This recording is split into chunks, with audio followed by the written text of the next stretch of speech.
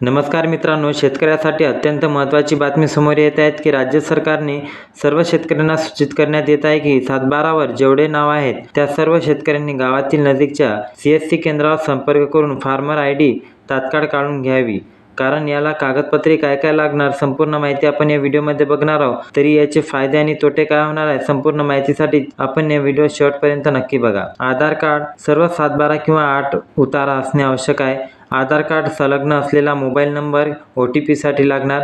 Farmer ID का काढावा तर ज्याप्रमाणे सर्वसामान्य व्यक्तीची ओळख म्हणजेच आधार कार्ड आहे त्याचप्रमाणे शेतकरी असल्याची ओळख म्हणजेच फार्मर ID असणे आहे। त्यामुळे शेतीशी संबंधित सर्व लाभाकरिता फार्मर ID अत्यावश्यक राहणार आहे। फार्मर ID चे जर तोटे बघितले तर PM किसान योजनेचा लाभ बंद होईल, नमो शेतकरी महासन्मान निधी योजनेचा लाभ बंद होईल, पीक विमा काढता येणार नाही, पीक कर्ज मिळणार नाही, कृषी विषयक सर्व योजनाकरिता फार्मर ID अत्यावश्यक ठरणार आहे।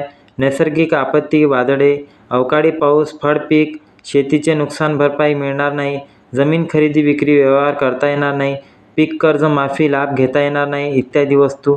शासकीय धान खरेदी केंद्रावर धान विक्री करता येणार नाही। महसूल विभाग व पंचायत समिती विभाग याचकडील काही योजनेमार्फत फार्मर ID आवश्यक आहे, त्याशिवाय योजनेचा लाभ मिळणार नाही। फार्मर ID ही खूप महत्त्वाची ठरत आहे। अशा प्रकारे शासनाच्या सर्व विभागाच्या अनेक लोकविमुख योजना लाभाकरिता फार्मर ID क्रमप्राप्त अत्यावश्यक आहे। तरी आपले कोणतेही नुकसान होऊ नये म्हणून आजच फार्मर ID काढून घ्यावा व इतर शेतकरी बांधवांना फार्मर ID काढण्यास सांगावे। संपूर्ण माहिती आवश्यक आहे। फार्मर ID कशी काढायची कशी नाही संपूर्ण व्हिडिओ आपण देणार आहोत। तरी तुम्हाला जर व्हिडिओ पाहिजे असेल तर कमेंटमध्ये नक्की व्हिडिओ लिहा आणि चॅनलला सबस्क्राईब करा। व्हिडिओ आवडला असेल तर व्हिडिओला लाईक करून चॅनलला सबस्क्राईब करा। धन्यवाद।